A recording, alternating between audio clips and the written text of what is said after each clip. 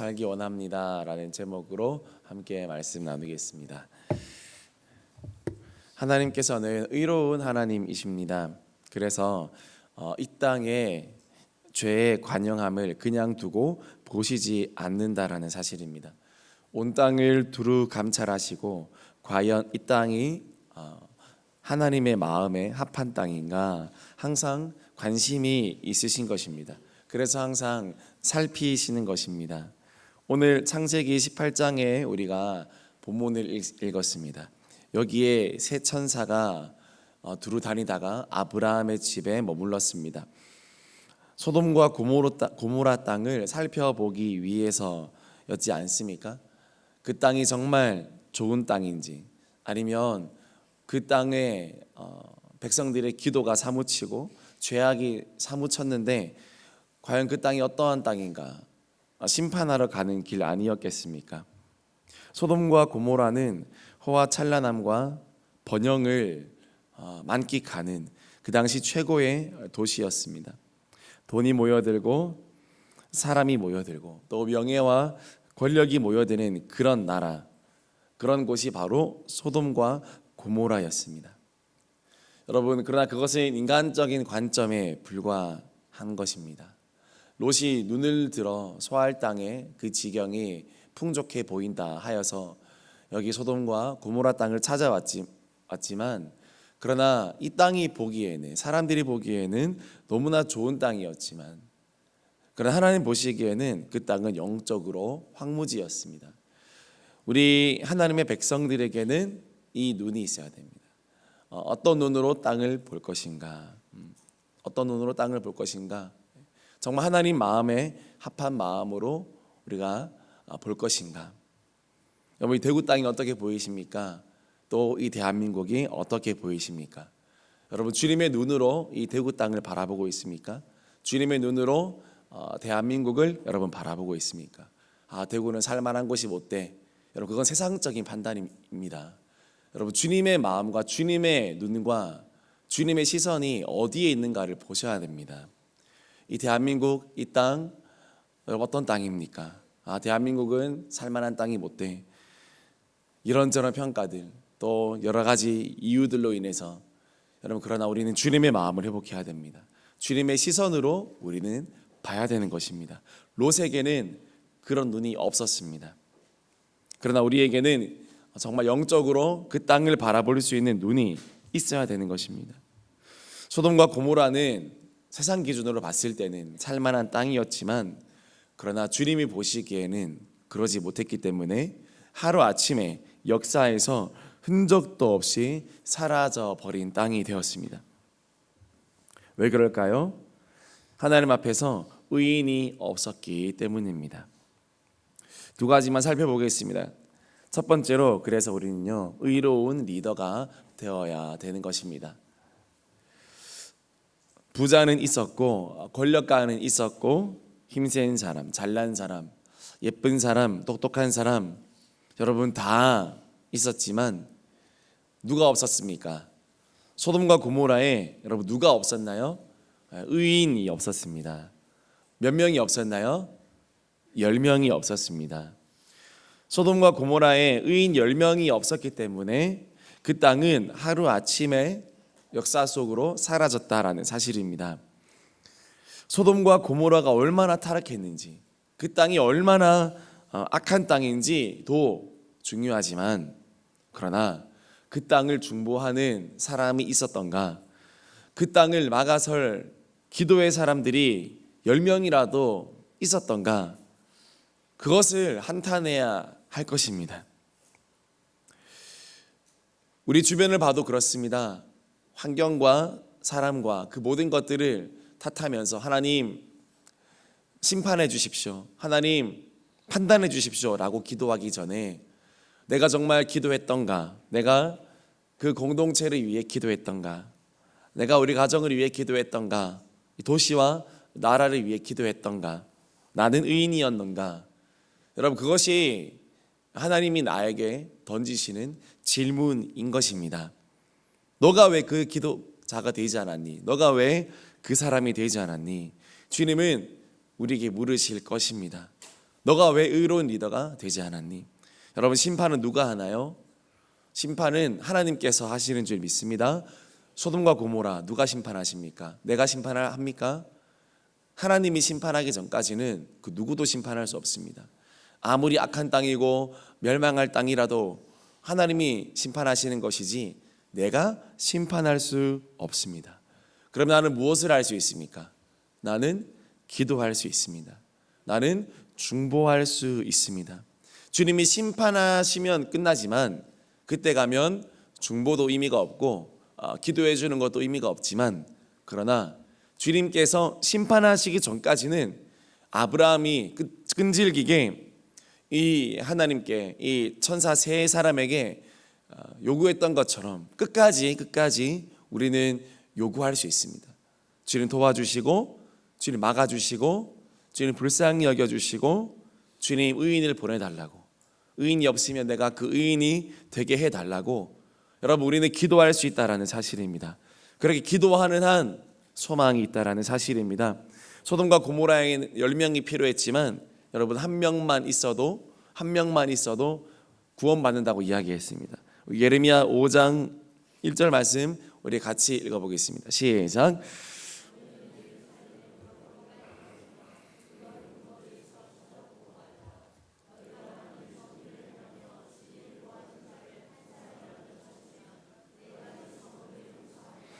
아멘.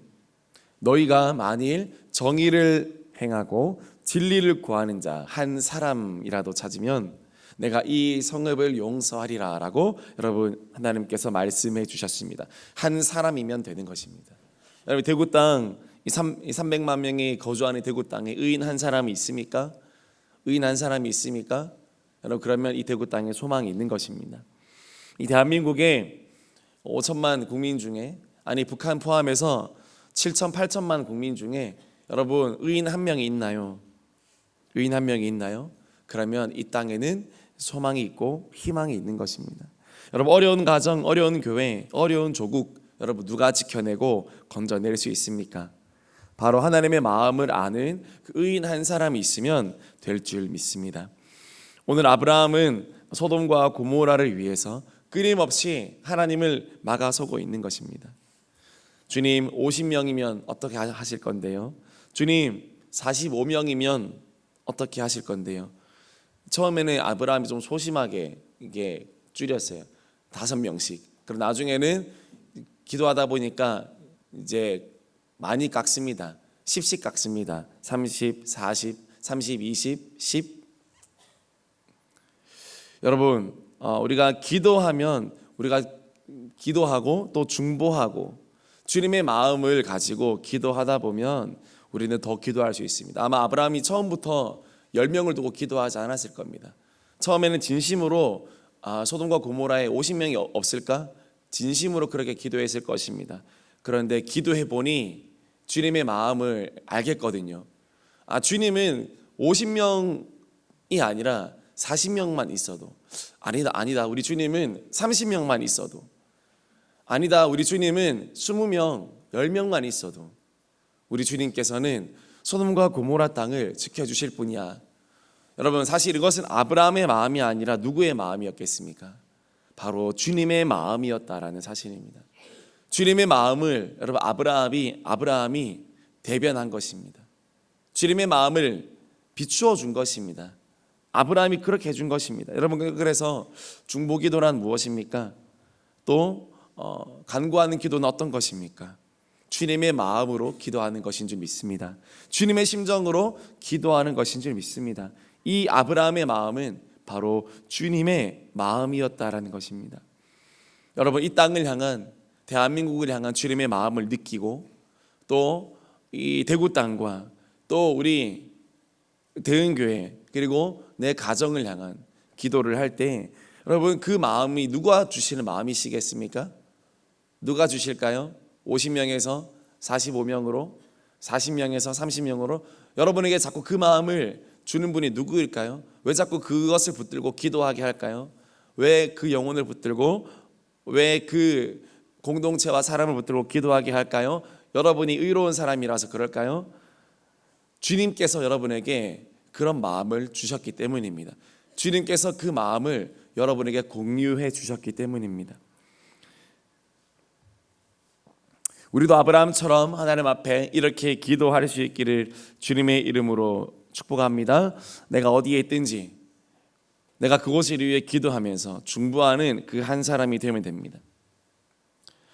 성경 속에 나오는 대부분의 여러분 믿음의 사람들의 공통점이 있습니다. 바로 애국자였습니다. 그들은 나라를 위해 기도하고 또 나라를 사랑하는 사람이었습니다. 나라의 고통과 고난에 참여하는 사람들이었다는 것입니다. 사도 바울도 자기 고륙이 받는 고통을 생각하면 내가 그리스도께 저주를 받아 끊어진다 할지라도 내가 그렇게 하는 바로라.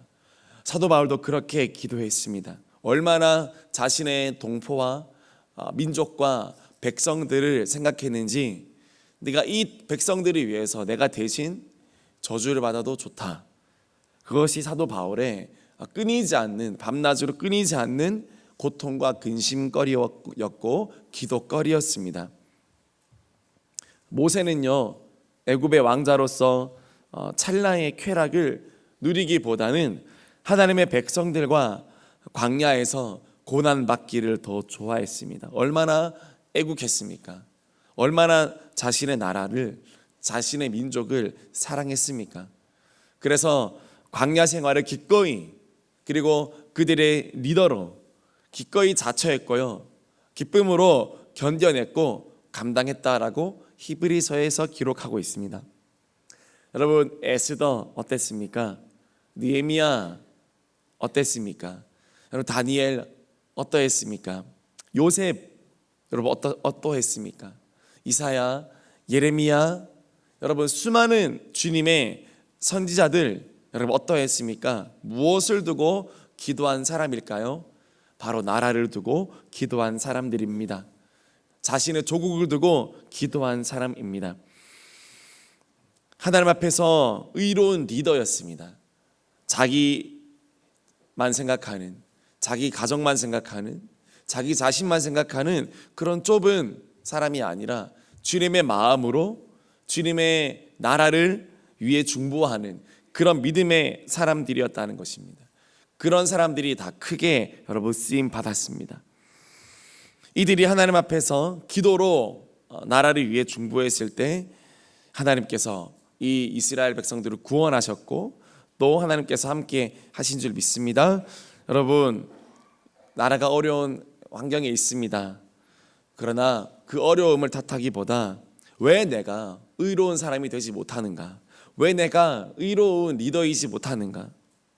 그리고 왜 내가 내 자녀들을 하나님의 사람으로 의로운 리더로 내가 양육하지 못하는가? 그것이 더 문제이지 어떤 환경과 이 나라가 어려운 게 아니라는 것입니다. 내가 의로운 그 한 사람이 되면 여러분 될 줄 믿습니다. 내가 의로운 그 한 사람이 되면 소망이 있는 줄 믿습니다. 대한민국 주님께서 귀하게 쓰게 될 줄 믿습니다. 의로운 리더가 있어야 된다라는 것입니다. 그것이 바로 오늘 하나님께서 아브라함을 통해서 저희들에게 이야기하시는 것입니다. 모두 다 주님의 마음으로 의로운 리더로 살아갈 수 있기를 주님의 이름으로 축복합니다. 두 번째로 의로운 백성이 되어야 됩니다. 바벨론의 정복자들이 자신들의 흥을 위해서 이스라엘 백성들에게 노래를 불러라 이렇게 이야기했습니다. 시온의 노래를 한 곡 좀 불러보라고 하였습니다. 그때 이 패망한 이스라엘 백성들이 어떻게 했습니까? 노래를 부르지 않았습니다. 영적인 자존심을 버리지 않았습니다. 수금을 나무에 걸었다라고 이야기합니다. 노래 부르기를 거절했습니다.